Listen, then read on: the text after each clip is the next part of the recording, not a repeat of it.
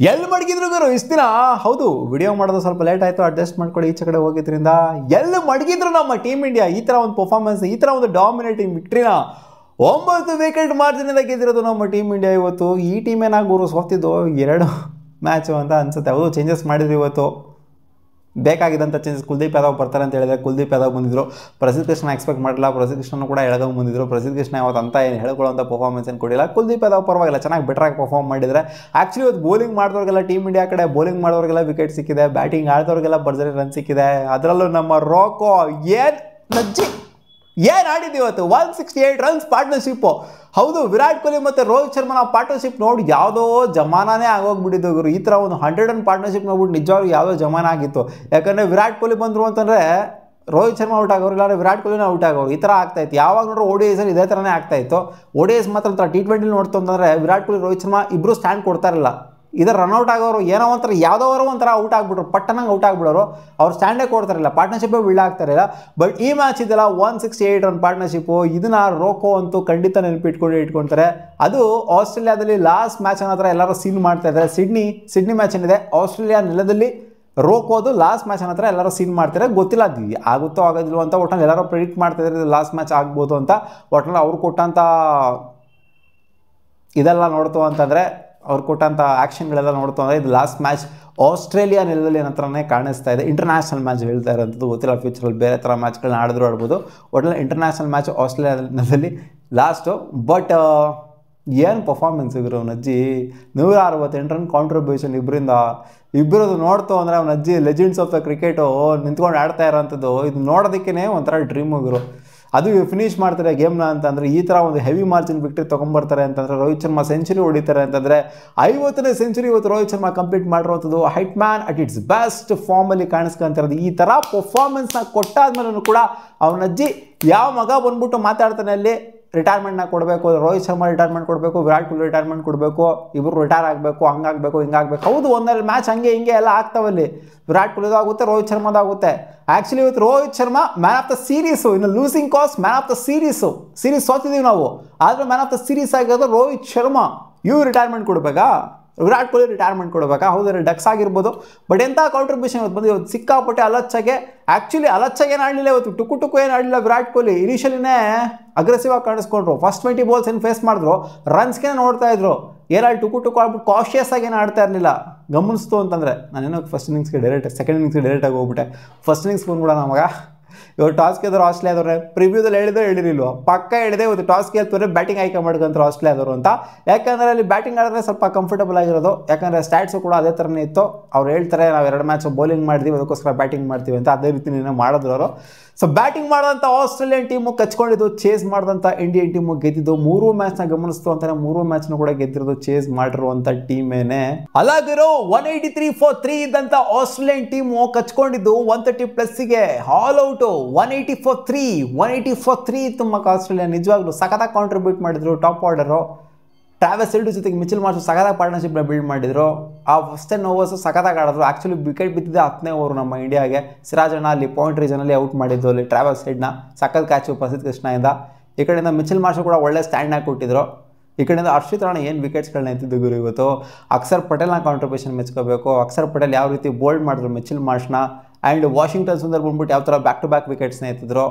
ಈ ಕಡೆಯಿಂದ Matthew ರನ್ಶಾ LBW ಆದರೂ 50 ರನ್ಸ್ ಕಾಂಟ್ರಿಬ್ಯೂಟ್ ಮಾಡಿದಂಥ ಮ್ಯಾಥ್ಯೂ ರನ್ಶಾ. ನಾನೇನೋ ಇವತ್ತು ಪಕ್ಕ ಏನೋ ಒಂದು ಸಾಲಿಡಾಗಿ ಬರುತ್ತೆ ಮ್ಯಾಥ್ಯೂ ರನ್ಶಾ ಬ್ಯಾಟಿಂದ ಅಂತ ಅಂದ್ಕೊಂಡಿದ್ದೆ. ಯಾಕಂದರೆ ಅಲ್ಲಿವರೆಗೂ ಕೂಡ ಅಲಚ್ಚಾಗೆ ಕನ್ಸಿಸ್ಟೆಂಟಾಗಿ ಅವನ ಅಜ್ಜಿ ಎಲ್ಲೂ ಕೂಡ ಒಂದು ಲೂಪ್ ಹೋಲ್ ಬಿಡ್ದಂಗೆ ಆಡ್ದಂಥ ಮ್ಯಾಥ್ಯೂ ರನ್ಶಾ ಅಲ್ಲಿ ಕಚ್ಕೊಂಡ್ಬಿಟ್ರು. ವಿರಾಟ್ ಕೊಹ್ಲಿ ಹಿಡಿದು ಎಂಥ ಕ್ಯಾಚು, ಹತ್ರ ನಿಂತ್ಕೊಂಡಿದ್ದು ಎಂಥ ಸ್ಪೀಡಲ್ಲಿ ಬಂತು ಅಂತಂದರೆ ಅದು ಕ್ರೆಡಿಟ್ ಕೊಡಬೇಕಾಗೋದು ವಾಷಿಂಗ್ಟನ್ ಸುಂದರ್ಗೆಲ್ಲ. ಅದು ವಿಕೆಟು ಕೊಡಬೇಕಾಗಿರೋದು ಮ್ಯಾಥ್ಯೂ ಶಾಟ್ದು ವಿಕೆಟ್ ವಿರಾಟ್ ಕೊಹ್ಲಿಗೆ ಕೊಡಬೇಕಾದ ವಿಕೆಟ್. ಅಂಥ ಫಾಸ್ಟಾಗಿ ಬಂದಂಥ ಬಾಲ್ನ ಹಿಂಗೆ ಕಣ್ಣು ಮುಂದೆ ಹಿಡ್ಕೊತಾರಲ್ಲಿ.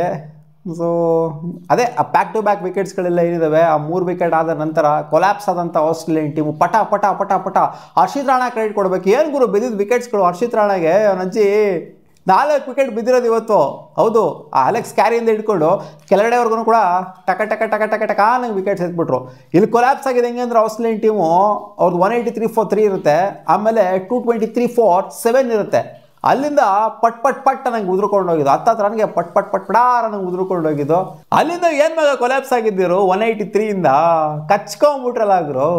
ಎಷ್ಟು ವಿಕೆಟ್ ಕಳ್ಕೊಂಡ್ರು, 7 ವಿಕೆಟ್ನ ಕಳ್ಕೊಂಡವ್ರೆ ಮಾಮ್. ಎಷ್ಟು ನೋಡ್ಯಕ್ಕೆ ಎಷ್ಟು ವಿಕೆಟ್ನ ಕಳ್ಕೊಂಡಿದ್ದಾರೆ. ಇಂಥ ಕೊಲ್ಯಾಪ್ಸು ಆಸ್ಟ್ರೇಲಿಯನ್ಸು ಒಂಥರ ಕನ್ಸಲ್ಲಿ ಕೂಡ ಅನ್ಕೊಂಡಿರಲ್ಲ ಈ ಥರ ಆಗುತ್ತೆ ಅಂತ. ನಾವು ಅಂದ್ಕೊಂಡಿದ್ವಿ 183 for 3 ಇದ್ದಾಗ ಇಲ್ಲ ಆಗಿರೋ ಒಂದು 300 ರನ್ ಟಾರ್ಗೆಟ್ ಮಾಡ್ತಾವ್ರೆ ಇವರು ಅಂತ. ಸೊ ಈ ಥರ 130+ ಕಚ್ಕೊತಾರೆ ಅಂತ ನಾನಂತೂ ಖಂಡಿತ ಅಂದ್ಕೊಂಡಿರಲಿಲ್ಲ. ಆಸ್ಟ್ರೇಲಿಯನ್ ಸ್ಟ್ಯಾಂಡರ್ಡ್ಸ್ಗೆ ಅದು ಸಿಡ್ನಿ ಅಂತ ಬ್ಯಾಟಿಂಗ್ ವಿಕೆಟಲ್ಲಿ ನಮ್ಮ ಇಂಡಿಯನ್ ಬೌಲರ್ಸ್ಗಳನ್ನ ಜೊತೆಗೆ ಕ್ಯಾಚಸ್ಗಳನ್ನ ಎಲ್ಲರಿಗೂ ಕೂಡ ಕ್ರೆಡಿಟ್ ಅಂತ ಕೊಡಬೇಕು. ಹೌದು, ಇವತ್ತು ಸೂಪರ್ ರಿಕವರಿ ಅಂತೂ ಆಗಿದೆ ನಮ್ಮ ಇಂಡಿಯನ್ ಟೀಮ್. ಈ ಥರ 9 ವಿಕೆಟ್ ವಿಕ್ಟ್ರಿ ಅಂತಂದರೆ ಲಾಸ್ಟ್ ಮ್ಯಾಚ್ ಹಾವಳಿ ಕೊಡಂದ ಕೂಪರ್ ಆಗಲಿ ಜೊತೆಗೆ ಓವನ್ ಆಗಲಿ ಯಾರು ಕೂಡ ನಿಂತ್ಕೊಂಡು ಲಾಸ್ಟ್ವರೆಗೂ ಕೂಡ ಸ್ಟ್ಯಾಂಡ್ ಕೊಡೋಕೆ ಆಗಲಿಲ್ಲ. ಹೌದು, ಬಾಟಮಲ್ಲಿ ಮೂಡ್ ಸಖತ್ತಾಗಿ ಆಡಿದ್ರು ಅವರು ಲಾಸ್ಟ್ ಮ್ಯಾಚು. ಬಟ್ ಈ ಮ್ಯಾಚು ಬಾಟಮ್ವರೆಗೂ ಕೂಡ ಉಳ್ಕೊಳ್ಳೋಕೆ ಆಗಲಿಲ್ಲ. ಇನ್ಫ್ಯಾಕ್ಟ್ ಆಲ್ಔಟ್ ಆಗೋಗ್ಬಿಟ್ರು ಆಸ್ಟ್ರೇಲಿಯನ್ ಟೀಮು. ಇನ್ನೂ ಆಲ್ಮೋಸ್ಟ್ ಎಷ್ಟು 3.5 ಓವರ್ ಬಾಕಿ ಇತ್ತು. ಆಸ್ಟ್ರೇಲಿಯಾ ಆಲ್ಔಟ್ ಆಗಿದ್ದು. ಇನ್ನೂ ಕಂಪ್ಲೀಟ್ ಓವರ್ಸ್ ಏನಾದ್ರು ಆಡಿತ್ತು. ನಾನು ಎಕ್ಸ್ಪೆಕ್ಟ್ ಮಾಡ್ತಿರೋ ಒಂದು 260. ಲಾಸ್ಟ್ ಮ್ಯಾಚ್ ಏನು ಸ್ಕೋರ್ ಬಂದಿತ್ತು, ಅಟ್ಲೀಸ್ಟ್ ಆ ಸ್ಕೋರ್ನಾರು ನಾನು ಎಕ್ಸ್ಪೆಕ್ಟ್ ಮಾಡ್ತಾ ಇದ್ದೆ. 160+ ಎಕ್ಸ್ಪೆಕ್ಟ್ ಮಾಡ್ತಿದ್ದೆ ಬರಬಹುದು ಅಂತ. After that collapse, 183 for 3 collapse ಆದ ನಂತರ, ಆ 7th ವಿಕೆಟ್ ಲಾಸ್ ಆದ ನಂತರ ನಾನು ಎಕ್ಸ್ಪೆಕ್ಟ್ ಮಾಡ್ತಿರೋ 160 ಬರಬಹುದು. ಸ್ಟಾರ್ಕು ಕೂಡ ಹಂಗೆ ಔಟ್ ಆಗೋಗ್ಬಿಟ್ರು. ಪಟ ಪಟ ಪಟ ನಂಗೆ ವಿಕೆಟ್ ಬೀಳ್ತಾ ಇದ್ದಾನೆ. ಹರ್ಷಿತ್ ರಾಣಾಗೆ 4 ವಿಕೆಟು. ಕೊಲ್ಯಾಪ್ಸ್ ಆಗ್ತದಂಗೆ ಇಂಡಿಯಾಗೆ ಇನ್ನೇನು ಗೊತ್ತಿತ್ತು 130+ ಅಂದರೆ ಇದು 230+ ಅಂದರೆ ಆರಾಮಾಗಿ ಇದನ್ನು ಚೇಸ್ ಮಾಡಬಹುದು ಅಂತ. ಅದೇ ರೀತಿ ಬಂದ್ಬಿಟ್ಟು ಚೇಸ್ ಡೌನ್ ಮಾಡಿ ಬಿಸಾಕಿದೆ. ಎಂಥ ಒಳ್ಳೆ ಕಾಂಟ್ರಿಬ್ಯೂಷನ್ ಗುರು, 168 ರನ್ನ ಕಾಂಟ್ರಿಬ್ಯೂಷನು. ಶುಭ್ಮನ್ ಗಿಲ್ ನಿಂತ್ಕೊಂಡು ಹೊಡೆದಿರ್ಬೋದಾಗಿತ್ತು. ನೋ ಲಾಸ್ ಹೊಡಿಬೇಕಾಯ್ತು ನನ್ನ ಮಕ್ಕಳು ನೋಡ್ತು ಅಂದರೆ. ವಿರಾಟ್ ಕೊಹ್ಲಿ ಬ್ಯಾಟಿಂದ ರನ್ಸ್ ಬರಬೇಕಾಗಿತ್ತು ಅಂತ ಅನಿಸುತ್ತೆ. ವಿರಾಟ್ ಕೊಹ್ಲಿ ಹಣೆಯಲ್ಲಿ ಬರ್ದಿತ್ತು ಅಂತ ಕಾಣಿಸುತ್ತೆ. ಸಿಡ್ನಿ ಮ್ಯಾಚಲ್ಲಿ, ಲಾಸ್ಟ್ ಮ್ಯಾಚಲ್ಲಿ ಆಸ್ಟ್ರೇಲಿಯಾ ನೆಲದಲ್ಲಿ ರನ್ಸ್ ಬರಬೇಕು, ಮ್ಯಾಚ್ ಗೆಲ್ಲಿಸ್ಬೇಕು ಇಬ್ಬರು ಸೇರಿಕೊಂಡು. ಅದು ನೋಡಿ ಎಂಥ ಒಂದು ಡ್ರೀಮ್ ಗುರು ಇದು. ಆಸ್ಟ್ರೇಲಿಯಾ ನೆಲದಲ್ಲಿ ಲಾಸ್ಟ್ ಮ್ಯಾಚು, ನಾನೇ ಹೇಳ್ತಾ ಇದ್ದೀನಿ ಲಾಸ್ಟ್ ಮ್ಯಾಚ್ ಅಂತ. ಹೌದು, ಇದು ಲಾಸ್ಟ್ ಮ್ಯಾಚನ್ನೇ. ಯಾಕಂದರೆ ಅಪ್ಕಮಿಂಗ್ ಸೀಸನೆಲ್ಲ ನೋಡ್ತು ಅಂತಂದರೆ ಖಂಡಿತ 2027 ವರ್ಲ್ಡ್ ಕಪ್ನೆಲ್ಲ ನೋಡ್ತಂದರೆ ಖಂಡಿತ ಅಲ್ಲಿ ರಿಟೈರ್ ಅಂತೂ ಖಂಡಿತ ಆಗಿರಾಗ್ತಾರೆ. ಇಬ್ಬರು ಪ್ಲೇಯರ್ಸ್ಗಳು ಕೂಡ ಖಂಡಿತ ಆಗ್ತಾರೆ. ಅದಾದಮೇಲೆ ಇರೋವಂಥದ್ದು ಸೀರೀಸು. ಸೊ ಅಲ್ಲಿವರೆಗೂ ಕೂಡ ನಾವು ಎಕ್ಸ್ಪೆಕ್ಟ್ ಮಾಡೋಕ್ಕಾಗಲ್ಲ, ಹೆಂಗಿರು ಟೆಸ್ಟಿಂದ ರಿಟೈರ್ ಆಗಿರೋದ್ರಿಂದ. ಲಾಜಿಕಲಿ ಥಿಂಕ್ ಮಾಡ್ತು ಅಂತಂದರೆ. ಸೊ ಇಂಥ ಒಳ್ಳೆ ಒಂದು ಸೆಂಡ್ ಆಫ್ ಇದೆಯಲ್ಲ, ಇಬ್ಬರು ಬ್ಯಾಟಿಂದ ಸ್ಕೋರ್ ಬರುವಂಥದ್ದು, ಇಬ್ಬರು ನಾಟ್ ಔಟ್ ಆಗಿ ಉಳ್ಕೊಳ್ಳುವಂಥದ್ದು, ಜೊತೆಗೆ ಮ್ಯಾಚ್ನ 186 ರನ್ನ ಹೊಡೆದ್ಬಿಟ್ಟು ಪಾರ್ಟ್ನರ್ಶಿಪ್ಪಿಂದ ಮುಗಿಸೋವಂಥದ್ದು ಇದೆಯಲ್ಲ, ಇದು ಒಂಥರ ರೋಕೋ ಫ್ಯಾನ್ಸ್ಗಳಿಗೆಲ್ಲ ಒಂಥರ ಡ್ರೀಮ್ ಕಮ್ ಟ್ರೂ ಮೂಮೆಂಟು. ಸಖತ್ ಪರ್ಫಾರ್ಮೆನ್ಸ್ನಾಗ ಕೂಡಿದರೆ. ಇನ್ನೊಂಚೂರು ರನ್ಸ್ ಇತ್ತು ಅಂತಂದರೆ ಇನ್ನೊಂದೇನು ಅಂದರೆ ವಿರಾಟ್ ಕೊಹ್ಲಿ ಬ್ಯಾಟಿಂದನೂ ಕೂಡ ಸೆಂಚುರಿ ಬರ್ಬೋದಾಗಿತ್ತ ಅಂತ ವಿರಾಟ್ ಕೊಹ್ಲಿ ಫ್ಯಾನ್ಸ್ಗಳಿಗೆ ಒಂದು ಸ್ವಲ್ಪ ಇರುತ್ತಲ್ಲ ಒಳಗಡೆ. ಬಟ್ ರೋಹಿತ್ ಶರ್ಮಾ ಸಖತ್ತಾಗಿ ಆಡಿದ್ದಾರೆ ಇವರು ಇವತ್ತು. ಪ್ಲೇಯರ್ ಆಫ್ ದ ಮ್ಯಾಚ್ ಅವರೇ, ಪ್ಲೇಯರ್ ಆಫ್ ದ ಸೀರೀಸು ಕೂಡ ಅವರೇನೆ. ಇವ್ರು ರಿಟೈರ್ ಆಗಬೇಕಾ? ಯಾರಿಗೂ ಅವರೆಲ್ಲ ಹೇಳ್ತಾರೆ ಕ್ಲಾಸ್ ನನ್ನ ಮಕ್ಕಳು ರಿಟೈರ್ ಆಗಬೇಕು ರೋಹಿತ್ ಅಂತ. ಮತ್ತೆ ಸಿಗೋಣ ಮುಂದಿನ ಬಿಡ್ತಿಲಿ guys. It's all about Indian ಟೀಮ್ನ ಆಡಿಯನ್ಸ್ನೇ ಮಾನ ಮರ್ಯಾದೆ ಕಾಪಾಡಬೇಕು ಅಂತ ಹೇಳಿದೆ. ಆ್ಯಂಡ್ ಮಾನ ಮರ್ಯಾದೆನ ಖಂಡಿತ ಕಾಪಾಡಿದರೆ. ಆ ಫಸ್ಟ್ ಮ್ಯಾಚ್ ಏನಾದ್ರು ಮಳೆ ಬಂದಿಲ್ಲ ಅಂದರೆ ಖಂಡಿತ ಮಜವಾಗಿರೋದು third match. First match problem ನಾವೇ ಗೆದ್ದಿರೋದು, ಏನು ಗೊತ್ತು ಮಳೆ ಬಂದಿರಲಿಲ್ಲ ಅಂತಂದರೆ ಏನು ಬೇಕಾದ್ರೂ ಆಗಿರ್ಬೋದಾಗಿತ್ತು. ಮತ್ತೆ ಸಿಗೋಣ ಮುಂದಿನ ಬಿಡ್ತಿಲಿ ಗಾಯ್ಸ್. ಬಾ.